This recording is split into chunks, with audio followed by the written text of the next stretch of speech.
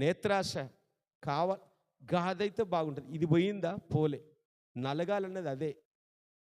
నలిగితే విరగడం అంటే లోకం మీద మనసు విరగడం. నలగడం అంటే ఈ కోరికలు, శరీరం, నేత్రాశ, జీవడంబం, పేరు, ప్రఖ్యాతలు ఇవన్నీ నలగబడాలి, క్రష్ కావాలి. వాటికి ఆకారం ఉండొద్దు. ఏదో 4 రోజులు బతుకుతానే మనసుతో ఉండాలి. అది విరిగి నలిగిన హృదయం అంటే. హృదయం నలగడం అంటే, ఓ అమ్మా, హృదయం నలగడం అంటే ఏంటిది? నీలో ఉన్న డంబాలు ఉన్నాయి చూస్తున్నావా? కోపం ఉంది చూస్తున్నావా? పగుంది చూస్తున్నావా? ఏదైనా వెలిగిస్తే అప్పటి నుండి ఇప్పటి వరకు అన్నీ చెప్తావు చూసినావా? అక్కడ నిలబడ్డ గిట్లన్నారు, ఇక్కడ నిలబడ్డ గట్టన్నారు.